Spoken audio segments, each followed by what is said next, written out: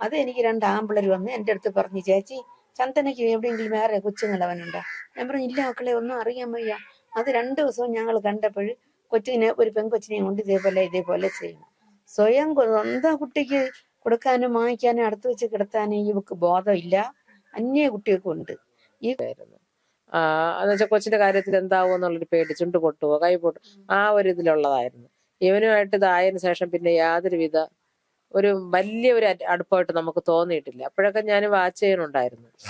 എന്നെ ഇവള് വരാണ്ടിരുന്നപ്പോ അമ്മ സ്റ്റേഷനിൽ പരാതി കൊടുക്കുകയും, അപ്പൊ ആദ്യത്തെ ദിവസം വിളിച്ച അവൾ വന്നില്ല. പിന്നെ 2ാമത്തെ ദിവസം വിളിച്ചപ്പോഴത്തേക്ക് അവൾ വന്നിട്ട് അവൾ ഒറ്റയ്ക്കാണ് വന്നത്. വന്ന് സംസാരിച്ചിട്ട് അങ്ങ് പോവുകയും ചെയ്തു. 2ാമത്തെ ദിവസം വന്നില്ലെന്ന് പറഞ്ഞു. 5-6 ദിവസം കഴിഞ്ഞപ്പോഴല്ലേ അമ്മ ഈ പരാതി കൊടുക്കാൻ തോന്നിയത് എന്തുകൊണ്ടാ? അത് തോന്നിയത് ഈ 1.5 മാസം വരെ എനിക്ക് ഇവള് വരൂല, കൊച്ചിനെ എടുക്കൂല, താൻ എന്താണ് ഏതാണെന്ന് അന്വേഷിക്കൂല, ഒരു വകയും ചെയ്യൂല.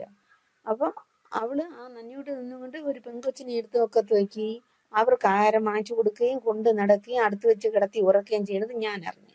എവിടുത്തെ പറഞ്ഞില്ല, ഞാൻ അറിഞ്ഞിട്ട് അങ്ങനെ ഇരുന്ന് പച്ച ഉത്സവത്തിന് ഈ കൊച്ചിനെ കൊണ്ട് അവിടെ എല്ലാം നടന്ന് കളിപ്പാട്ടങ്ങൾ അതൊക്കെ വാങ്ങിച്ചു കൊടുക്കുകയും വാരി കൊടുക്കുകയും പലഹാരങ്ങൾ വാങ്ങിച്ചു കൊടുക്കുകയും എല്ലാം ചെയ്യുന്നു. അത് എനിക്ക് 2 ആമ്പിള്ളേർ വന്ന് എൻ്റെ അടുത്ത് പറഞ്ഞു, ചേച്ചി ചന്ദനയ്ക്ക് എവിടെയെങ്കിലും വേറെ കൊച്ചുങ്ങളവനുണ്ടോ? ഞാൻ പറഞ്ഞു, ഇല്ല മക്കളെ, ഒന്നും അറിയാൻ വയ്യ. അത് 2 ദിവസവും ഞങ്ങൾ കണ്ടപ്പോൾ കൊച്ചിനെ, ഒരു പെൺകൊച്ചിനെയും കൊണ്ട് ഇതേപോലെ ചെയ്യണം.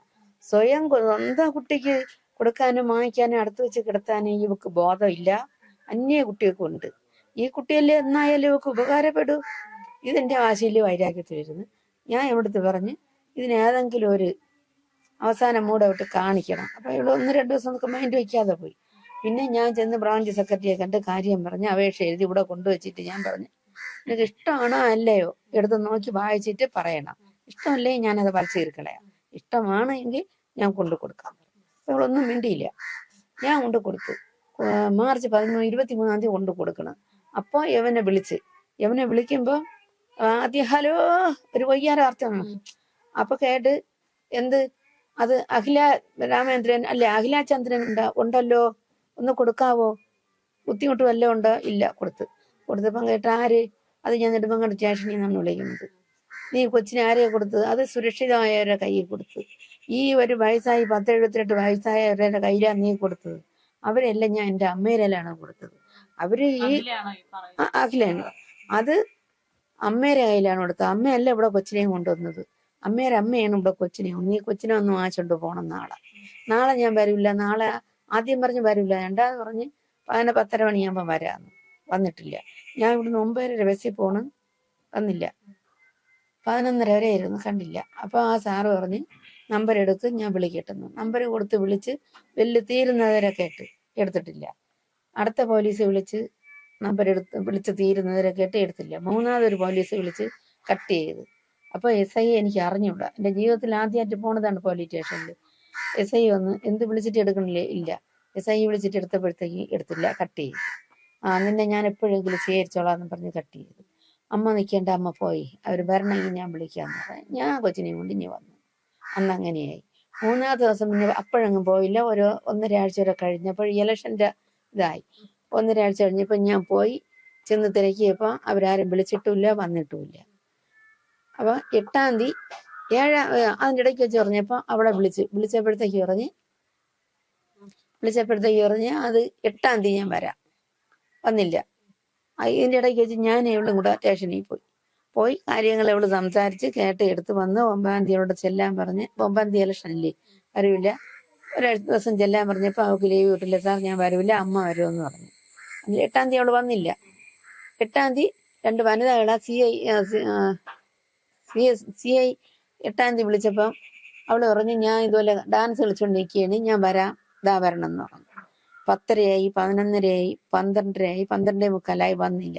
അപ്പൊ ആ വനിതാ പോലീസിന് ദേഷ്യം കയറി വിളിച്ചപ്പോ ഇവൻ ഏതാണ്ടൊക്കെ പറഞ്ഞപ്പോ ഇവര് ദേഷ്യപ്പെട്ടു പറഞ്ഞു, നീ ആവനടാ, നീ ആരടാ, ഞാൻ അഖിലയാണ് വിളിച്ചത്, നീ എന്തരടാ സംസാരിക്കണത്, ഞാൻ എവിടെ ഇരിക്കുകയാണടാ അറിയണത് എന്നൊക്കെ പറഞ്ഞു കേട്ട്. എന്നിട്ട് ഇവിടുത്തെ പറഞ്ഞ് നാളെ ഇനി വരുമ്പോ അവനെയും കൊണ്ട് ഇവിടെ വരാമെന്ന് പറഞ്ഞു. അതുകൊണ്ട് വന്നിട്ടില്ല. വരും, ഇവിടുന്ന് റോഡ് വരെ വിളിച്ച് നിൽക്കും, അവനങ്ങ് പോകും. ഈ അമ്മമ്മയോട് എന്തെങ്കിലും ദേഷ്യം ഉണ്ടായിരുന്നോ അഖിലയ്ക്ക് ഈ കുഞ്ഞിന്റെ വിഷയം വരുന്നതിന് മുമ്പ്? ഞാൻ അവളെ സ്വീകരിക്കണില്ല, അവളെ പിടിച്ച് ഒക്കെ തിരുത്തണില്ല, അവൾക്ക് ഒരു വക ഞാൻ കൊടുക്കണില്ല, അന്വേഷിക്കണില്ല. ഞാൻ അടിക്കും, വഴക്ക് പറയും, ദേഹോത്തരം ചെയ്യും. ഇതൊക്കെ പറ്റി അവൾക്ക് എൻ്റെ അടുത്തും ദേഷ്യമുണ്ട്. ഇതൊക്കെ എന്തിന്റെ പേരിലാണ് ഈ അതെനിക്കറിയാൻ വയ്യ. അഖില പറയുന്നതാണ്? അമ്മൂമ്മയ്ക്ക് അങ്ങനെ ഉണ്ടായിരുന്നോ? അമ്മൂമ്മയ്ക്ക് അങ്ങനെ ദേഷ്യം ഉണ്ടായിരുന്നോ? ദേഷ്യം ഉണ്ടായിരുന്നു, ദേഷ്യമൊക്കെ ഉണ്ടായിരുന്നു, ഇല്ലെന്ന് പറയണില്ല. ദേഷ്യമുണ്ട്, വഴിയൊക്കെയുണ്ട്, എല്ലാം ഉണ്ട്. എല്ലാ കാര്യത്തിനെ സംബന്ധിച്ച് വീട്ടിലൊരു വക ജോലി ചെയ്യൂല, നേരം ഫോണും കുത്തി കളിക്കും, കൊച്ചിന്റെ കാര്യം ശ്രദ്ധിക്കൂല. അങ്ങനെയൊക്കെ ഇരുന്നപ്പോ എനിക്കും ദേഷ്യം ഉണ്ടായി. അതുകൊണ്ട് ആ, അല്ലാതെ എനിക്ക് എന്തൊരു ദേഷ്യം, എനിക്ക് ഒരു ദേഷ്യവും ഇല്ല. നിങ്ങൾ സ്നേഹത്തിൽ തന്നെയായിരുന്നു? സ്നേഹമൊക്കെ ആയിരുന്നു, അങ്ങനെയെന്നാ പറയാം. എവിടെ സ്നേഹിക്കുന്ന നേരത്ത് ഞാൻ ഇതുപോലെ നടക്കുന്ന പന്നികളെ സ്നേഹിച്ചെങ്കിൽ എന്റെ കുട്ടിക്ക് ഈ ഒരു ഗതികേടും വരവില്ലായിരുന്നു.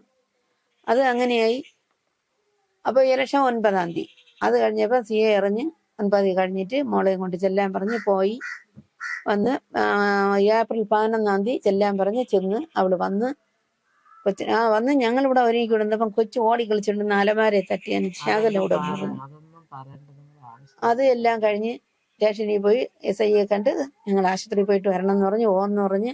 അപ്പൊ അവളെ അമ്മ അനു വിളിച്ച് വരാത്തെന്തെന്ന്. അപ്പൊ ഇവള് ഫോൺ കട്ട് ചെയ്ത്. ഞങ്ങൾ വന്ന് സാറോടെ ഉണ്ടായിരുന്നു. കുറച്ച് കഴിഞ്ഞ് വിളിച്ച് കാര്യം കണ്ട് കൊച്ചിനെ കൊടുക്കാൻ പറഞ്ഞ്. ഞാൻ പറഞ്ഞു ഞാൻ കൊടുക്കൂല സാറിന്. എന്തെന്ന് ചോദിച്ചു. എന്നെ അല്ല ഏൽപ്പിച്ചത്, അമ്മയാണ് ഏൽപ്പിച്ചതെന്ന് പറഞ്ഞ് അമ്മേരെ അവൾ കൊടുത്ത് കൊച്ചിനെ കൊണ്ട് കാണിക്കണമെന്ന് പറഞ്ഞ് ഓന്ന് പറഞ്ഞ് ഇതാ കൊണ്ടുപോയി. മറ്റേ അനു ഇവളുമായിട്ട് കൊണ്ടങ്ങ് പോയി. അവ ഒളിച്ചു നിന്ന് കൊണ്ടുപോയി. പിന്നെ ഇതുവരെ കൊച്ചിനെ കണ്ടില്ല. കണ്ടത് ഈ കൈ ഇവിടുന്ന് ഇതുവരെ പ്ലാസ്റ്റർ ഇട്ട് ഇതും അതേപോലെയായി. ഒരു കൈ ഇങ്ങനെയും കെട്ടിയിട്ട് അടുത്ത കൈ ഇങ്ങനെയും കെട്ടിയിട്ടാണ് ആ കുഞ്ഞിനെ കാണുന്നത്.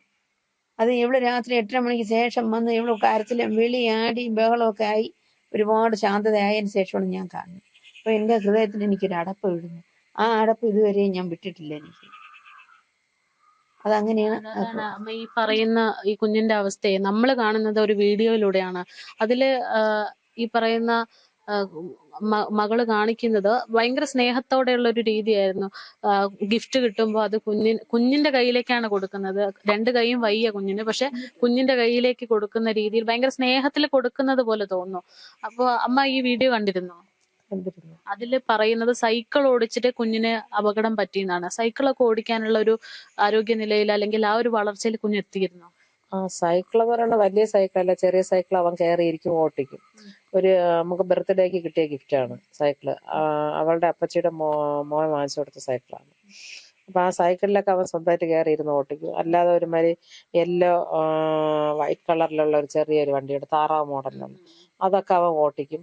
അല്ലാണ്ട് ബർത്ത്ഡേക്ക് അവൻ തന്നെ ഒരു ജീപ്പ് മേടിച്ചു കൊടുത്ത് അതിൽ കയറിയിരുന്ന് ഓട്ടിക്കാൻ അറിയില്ല. അവൻ അതിൽ കയറിയിരുന്ന് ഇങ്ങനെ സ്റ്റിയറിംഗ് ഒക്കെ വളയ്ക്കും. അവൻ നല്ല ബ്രില്യൻ്റായ കുട്ടിയായിരുന്നു. കാരണം നമ്മൾ ഏത് കാര്യവും 1-2 പ്രാവശ്യം പറഞ്ഞാൽ അവൻ നല്ലോണം മെമ്മറിയിൽ സൂക്ഷിച്ചിട്ട് അതുപോലെ പറയും. നമ്മൾ ഇവിടെ നിന്നിരുന്നത് അവിടെ നിൽക്കുന്ന ഷൈല, ജുബി, പിന്നെ വാവ, സുലു, റീന ഇങ്ങനെയൊക്കെ പറയും. പിന്നെ മുത്തശ്ശി എന്ന് പറയുമ്പോൾ നല്ല തിരിഞ്ഞു വരില്ല. പിന്നെ അമ്മാമ്മ, അതൊക്കെ നല്ലോണം സംസാരിക്കും. നമ്മൾ ഏത് കാര്യം പറഞ്ഞു കൊടുത്തിരുന്നാലും അവൻ നല്ലോണം സംസാരിക്കും. പിന്നെ നല്ല അടക്കവും ഒതുക്കവും ഒക്കെ ഉള്ളൊരു കുട്ടിയായിരുന്നു. കാരണം എന്തെങ്കിലും ഫുഡ് കൊടുത്തു കഴിഞ്ഞാൽ മക്കളെ ഇരുന്ന് കഴിക്കുക എന്ന് പറഞ്ഞാൽ അവൻ ആ സ്പോട്ടിൽ അവിടെ ഇരുന്ന് കഴിച്ച് പാത്രം തീർത്തിട്ട് മാത്രമേ കഴിക്കുള്ളൂ. കളിപ്പാട്ടം കൊടുത്തു കഴിഞ്ഞാൽ കളിച്ചിട്ട് എവിടെയെങ്കിലുമൊക്കെ ഒരുവിധം ഒതുക്കി പറക്കിയൊക്കെ വെച്ചിട്ട് പോകും. സാധാ ഒരു കുട്ടികൾ ചിലപ്പം വാരി വലിച്ചവരിയൊക്കെ ഇട്ടിട്ട് ഫുഡൊക്കെ നമുക്കറിയാലോ. പക്ഷെ ഇത് അവനൊരു ഒതുക്കമുള്ളൊരു കുഞ്ഞായിരുന്നു. ആ ഒരു പ്രകൃതക്കാരനായിരുന്നു. പിന്നെ നല്ല മെമ്മറി പവർ ഉണ്ടായിരുന്നു. ഈ കുഞ്ഞിന്റെ വീട്ടിൽ ചെല്ലുന്ന ചില സമയത്തൊക്കെ കണ്ടിട്ടുണ്ടെന്ന് തോന്നുന്നു, ഈ വാടക വീട്ടിൽ പോയപ്പോ. ഇല്ല, ഞങ്ങൾ വാടക വീട്ടിലൊന്നും ഞങ്ങൾ പോയിട്ടില്ല. അവന്റെ ബന്ധുക്കളായിട്ടോ പിന്നെ അവനുമായിട്ടോ ഒന്നും ഒരു വലിയ സഹകരണമൊന്നുമില്ല. പിന്നെ ഈ പറയുന്നത് പോലെ ഈ ഏപ്രിൽ 11-ാം തീയതി അന്നാണ് ഈ കുട്ടിയൊക്കെ ഞങ്ങൾ കൈമാറുന്നത്. കൈമാറിയതിനു ശേഷം പിന്നെ ഞാൻ കാണുന്നത് 2 കൈയിലും പ്ലാസ്റ്റർ ഇട്ട എൻ്റെ പൊന്നുമോനെയാണ്. അത് ഈ വാട്സപ്പിൽ കൂടി ഒക്കെയാണ് ഞങ്ങൾ കണ്ടത്.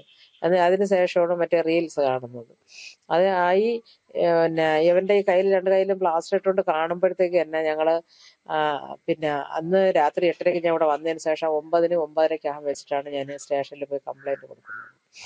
ആ കംപ്ലൈന്റ് കൊടുക്കുമ്പോൾ സാർ അപ്പോഴും തന്നെ ഇരുന്ന് വിളിച്ച് അന്വേഷിച്ചപ്പോൾ പറഞ്ഞ് സൈക്കിളിൽ നിന്ന് വീണതാണെന്നാണ് അഷ്കർ അന്ന് പറഞ്ഞത്. അപ്പോൾ ഞാൻ സാധനമായിട്ട് സാർ സൈക്കിളിൽ നിന്നും ഓക്കെ 2 കൈയും ഒരു കുട്ടിയുടെ പൊട്ടു. അപ്പോൾ കുട്ടി 3 കരണം മറിഞ്ഞ് വീണു എന്നാണ് പറഞ്ഞത്. ഇങ്ങനെ ആയാലും ജസ്റ്റ് മുഖത്ത് എവിടെയെങ്കിലും ഒരു പോറലെങ്കിലും കാണും. അപ്പൊ അന്ന് ആ ഫോട്ടോയിൽ കണ്ടിട്ടില്ല. ആ ഫോട്ടോ തന്നെയാണ് ഇപ്പോഴും ഉള്ളത്. അപ്പൊ ആ ഫോട്ടോസിലൊന്നും ഞങ്ങൾ കണ്ടിട്ടില്ല. അപ്പൊ ആ ഒരു എന്റെ ഈ മനസ്സിന്റെ ഒരു സംശയം വെച്ചിട്ടാണ് ഞാൻ അന്ന് കംപ്ലൈന്റ് കൊടുത്തത്. നിയമം എന്തെങ്കിലും ചെയ്ത് കൊച്ചിനെ പിന്നെ അത് അപായപ്പെടുത്താൻ വേണ്ടിയിട്ടുള്ള ഒരു ദുരുദ്ദേശമാണെന്ന് വെച്ചാണ് കൊടുത്തത്. അപ്പൊ പിറ്റേ ദിവസമൊക്കെ അവൻ്റെ അടുത്ത് വരാൻ പറഞ്ഞു. പക്ഷെ അവർ വന്നിട്ടുണ്ടായിരുന്നില്ല. അപ്പോഴാണ് സ്റ്റേഷനിൽ നിന്ന് പിന്നെ ഇലക്ഷന്റെ റിസൾട്ട് എന്തൊക്കെ വന്ന സമയത്താണെന്ന് തോന്നുന്നു എന്നോട് 6-ാം തീയതി അന്ന് ചെല്ലാനാണ് പറഞ്ഞത്. അപ്പൊ 5-ാം തീയതി അന്ന് ഞാൻ ലീവായിരുന്നു. വൈകുന്നേരം ഒരു 5:10 സമയത്തോട് 5:10 ആവുന്ന സമയത്ത് ഏകദേശം ഒരു 5:08 ആവും. ആ സമയത്ത് DYSP ഓഫീസിൽ നിന്ന് എനിക്കൊരു ഫോൺ വന്നു. എനിക്കെതിരെ അഖില കംപ്ലൈന്റ് കൊടുത്തിരുന്നതായിട്ട്. അപ്പൊ ഈ കുഞ്ഞിനെ വേണമെന്ന് പറഞ്ഞിട്ട് ഞാൻ കംപ്ലൈന്റ് മാർച്ച് 2-ാം തീയതി അന്നാണ് കൊടുക്കുന്നത്. അപ്പൊ 5-ാം തീയതി അന്ന് എനിക്ക് ഇങ്ങനെ ഒരു കോൾ പറഞ്ഞുണ്ട് അങ്ങോട്ട് ചെല്ലാൻ വേണ്ടിയിട്ട്. അപ്പൊ ഞാൻ പറഞ്ഞു സാർ നാളെ എനിക്ക് എന്തായാലും വരാൻ പറ്റില്ല, ഇന്ന് വരട്ടെ എന്ന് കേട്ടു.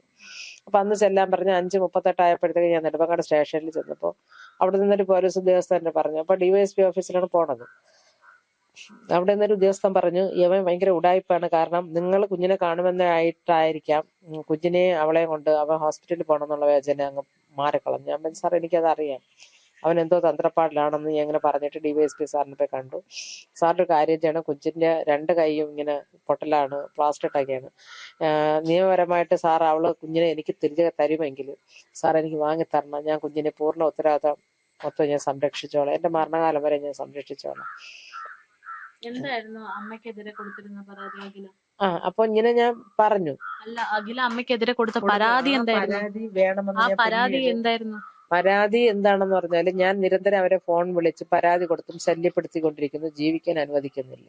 ഒരമ്മ മകൾക്കെതിരെ മകളെ വിളിച്ചുകൊണ്ടിരിക്കുന്നു എന്നാണ് പോലീസ് സ്റ്റേഷനിൽ പരാതി പറഞ്ഞു. അപ്പൊ ആ പരാതിയാണ് പറഞ്ഞത്. അപ്പൊ ആ പരാതി ഞാൻ പിന്നീടാണ് കാണുന്നത്. അപ്പൊ സാറിനോട് ഞാൻ ഇങ്ങനെ കുഞ്ഞിനെ വേണമെന്ന് പറയുകയാണ്, ഞാനാണ് കുട്ടിയെ സംരക്ഷിച്ചിട്ടുള്ളത്, എനിക്ക് തിരികെ വാങ്ങി തന്നാലും ഞാൻ നോക്കിക്കോളാന്ന് പറഞ്ഞു.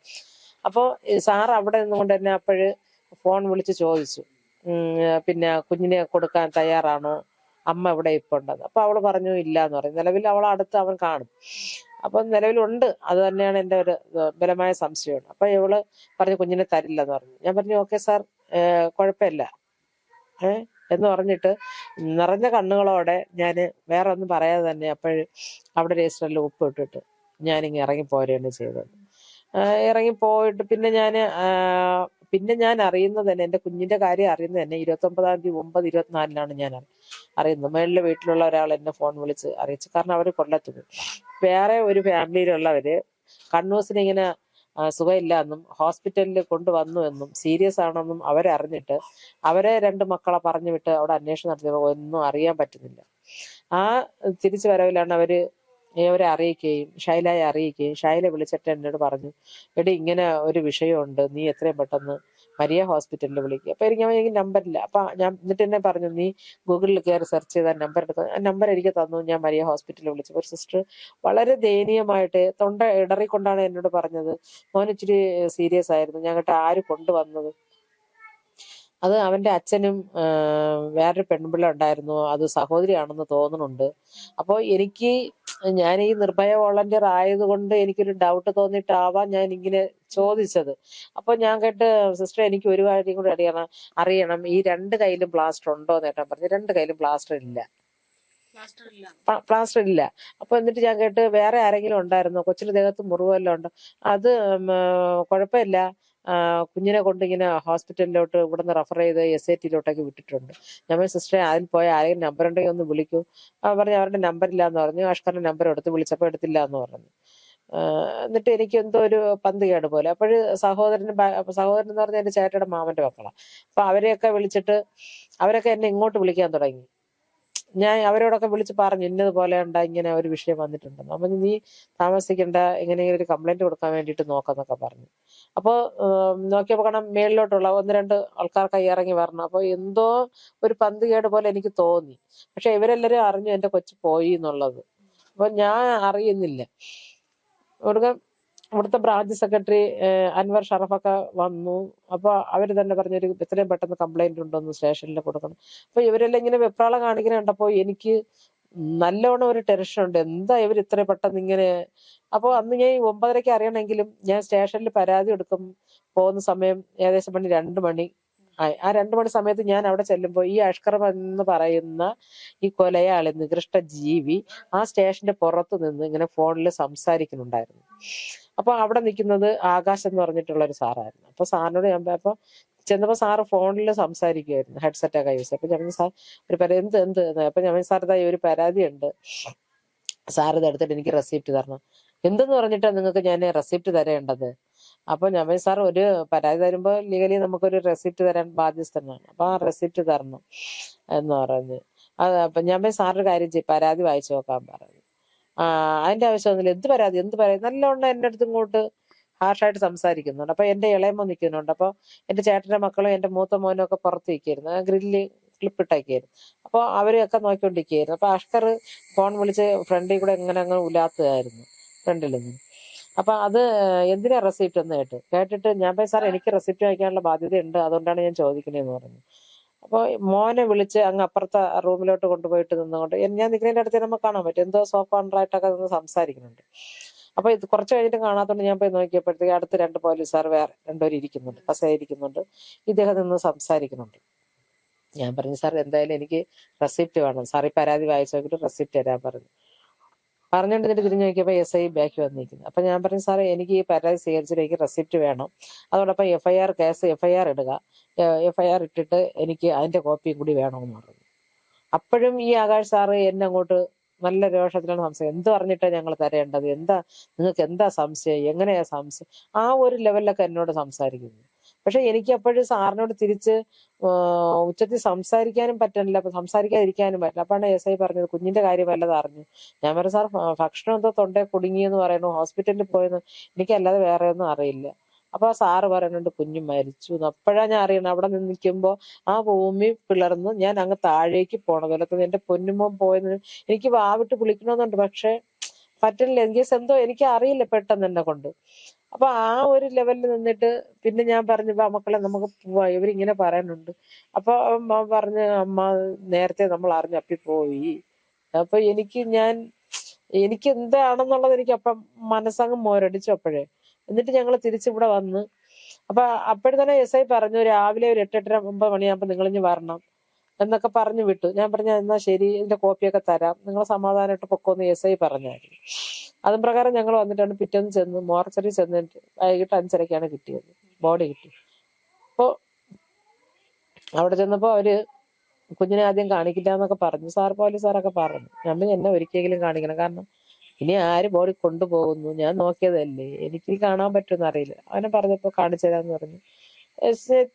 ഒത്തിരി സ്പേസ് ഇട്ടിട്ട് ഞാൻ കണ്ടപ്പോ എന്റെ കുഞ്ഞിന്റെ ദേഹം ആ സകലം നല്ല മുറിവിന്റെ പാടുകള് ഒക്കെ ഉണ്ട്. പക്ഷെ അപ്പിയുടെ ജനേന്ദ്രിയം നല്ലോണം തടിച്ച് നീരടിച്ച് കറുത്തിട്ടിരിക്കുന്നുണ്ടേ. നമ്മള് ലാശം തുടങ്ങുമ്പോ തന്നെ ആ കുഞ്ഞു മക്കൾക്ക് വേദനിക്കും. ദുഷ്ടകാലമാണ് എന്റെ അപ്പി എന്തു ചെയ്തു എന്നിട്ട് എനിക്കറിയില്ല. എന്റെ അപ്പിയുടെ മുഖം ഇങ്ങനെ ചരിഞ്ഞ കിടക്കണത്. ഞാൻ കൊച്ചിന്റെ മുഖം കണ്ടില്ല, ബോഡി കൈ ഇങ്ങനെ ശകലഞ്ഞ് ചരിഞ്ഞ് കിടപ്പുണ്ട്. ഞാൻ അപ്പോഴും തന്നെ തിരിഞ്ഞു നോക്കി ആ കാലന്റെ മുഖത്താണ് നോക്കിയത്. കാരണം ഇത്രയും ക്രൂരമായ നീചനായ ഒരു